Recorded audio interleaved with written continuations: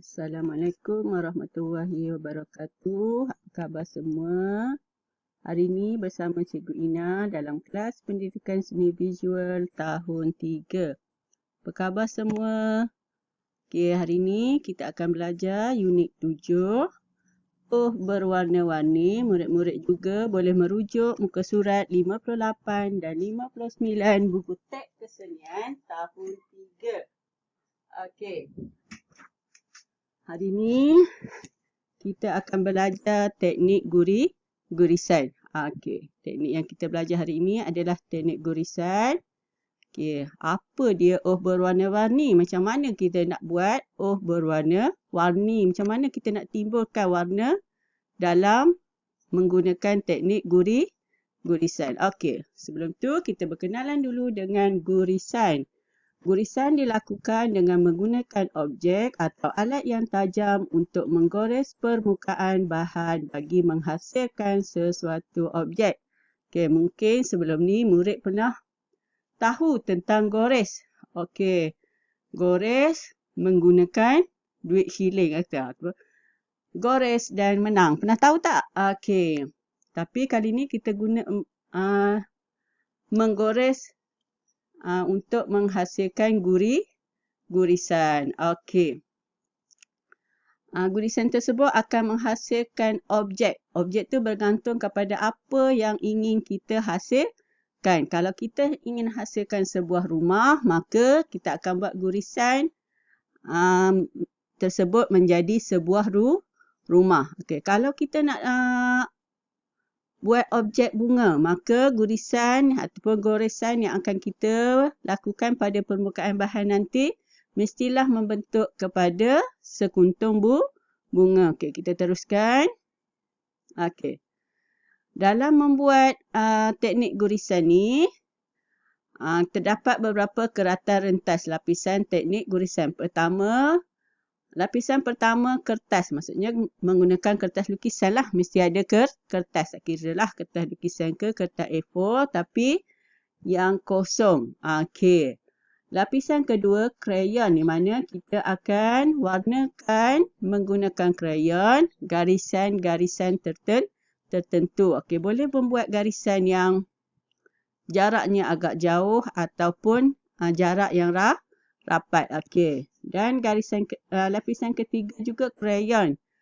Tetapi hanya menggunakan satu warna sahaja. Warna hitam ataupun warna yang gelap. Okey, yang ni contoh kertas lukisan.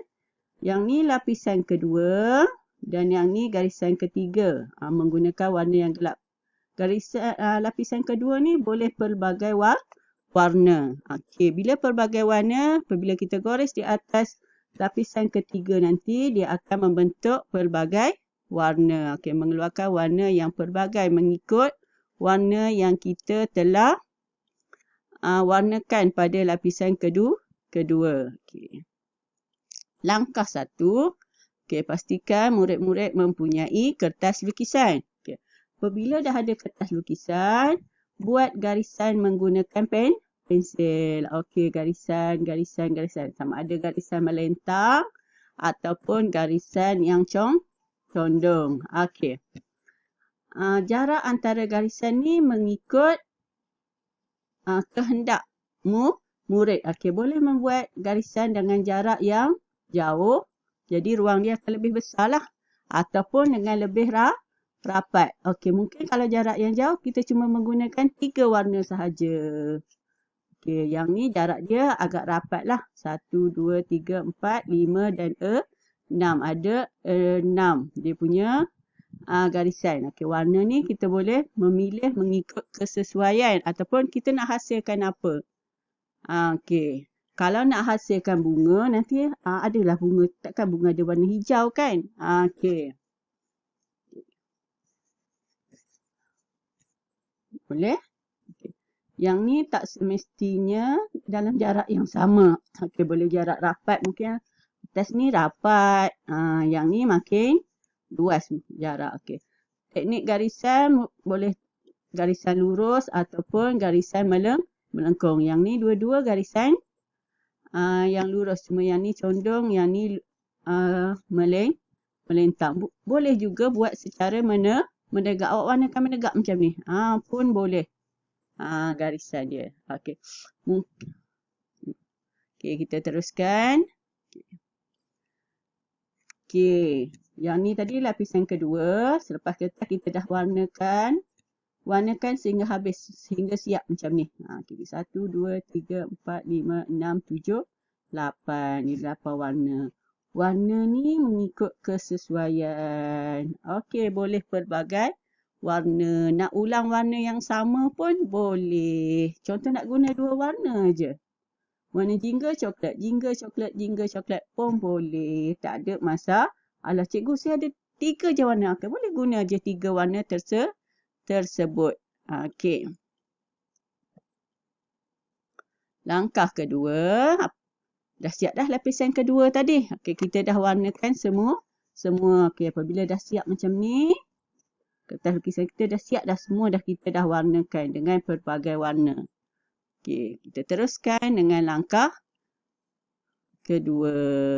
Okey, ni dah siap warna. Langkah ketiga lah ni. Okey. Dah habis. Lepas tu kita warnakan sekali lagi. Tindih di atas lapisan kedua yang berwarna-warni tadi. Tindih atas ni dengan warna hitam. Dengan warna hitam. Kalau tak ada warna hitam, cari warna yang gelap. Biru gelap ke. Tapi warna tu mesti warna gelap. Seelok-eloknya awak boleh guna warna hitam lah untuk menampakkan gurisan yang akan anda buat selepas ini. Okey, warnakan hitam penuh juga. Mula-mula tadi penuh warna-warni. Yang kedua, penuh warna hitam. Cuma dia nampak kan? Ni dia nampak sikit-sikit titik-titik ni. Nanti awak warnakan sampai tak nampak lah. Okey. Tips dia, gunakan bahan berasaskan minyak pada lapisan kedua dan lapisan ketiga. Maksudnya, murid tidak boleh menggunakan pensil warna ataupun warna air. Murid cuma boleh menggunakan krayon ataupun oil pastel. Okey, apabila dah siap tadi, murid perlu membuat gurisan. Okey. Gurisan ni akan terhasil berdasarkan alat yang digunakan. Okey. Jika nak buat gurisan yang halus, perlu menggunakan alat yang tajam. Okey. Semakin tajam alat yang digunakan, maka garisan yang terhasil akan makin halus. Okey, jika murid menggunakan bahan yang tumpul, garisan yang akan terhasil akan lebih tebal. Okey, cuba tengok yang ni menggunakan mata pensil, haluslah sikit. Yang ni menggunakan batang aiskrim. Dia jadi makin tebal lah. Boleh. Okey. Antara alat yang boleh gunakan pensil, mata pensil tu ataupun mata pen. Okey, belakang warna pensil ataupun belakang pensil tersebut pembaris. Okey, batang aiskrim. Kalau kat rumah tak ada batang aiskrim, boleh guna sudu bahagian belakang sudu tu. Okey, boleh guna juga klip kertas ataupun murid boleh menggores menggunakan duit shilling.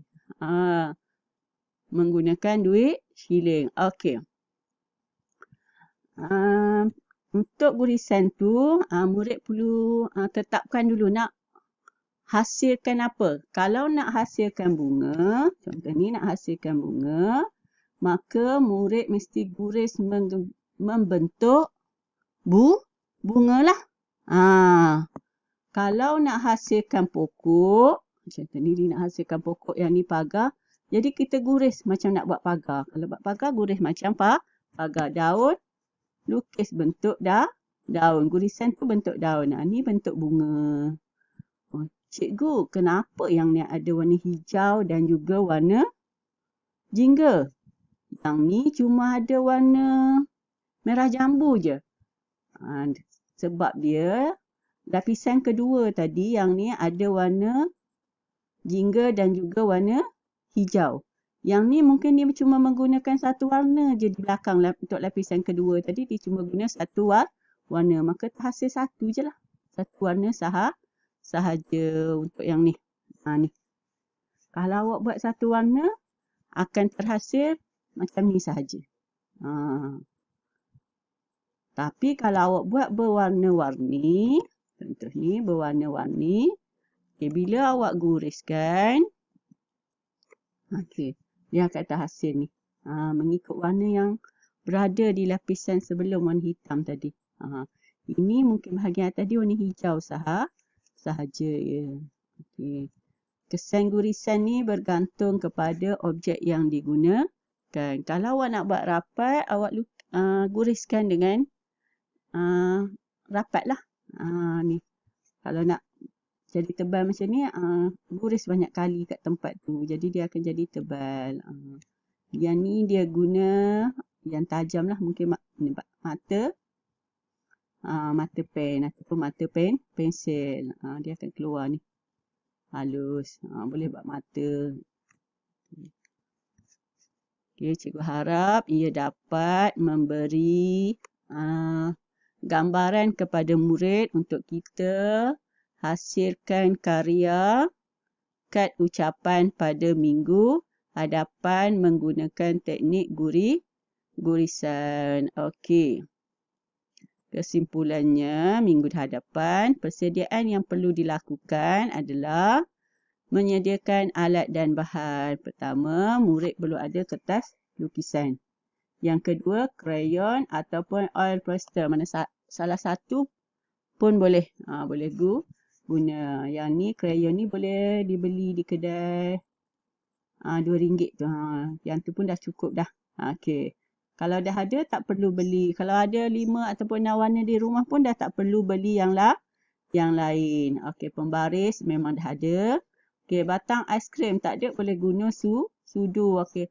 Ataupun apa-apa bahan yang anda rasa, ni boleh je untuk mengguris. Boleh guna juga duit siling, pensel atau pen. Pensel memang dah ada, skru ataupun paku dan juga jarum. Tapi cikgu nak ingatkan murid-murid perlu berhati-hati menggunakan bahan yang tajam supaya tidak terluka.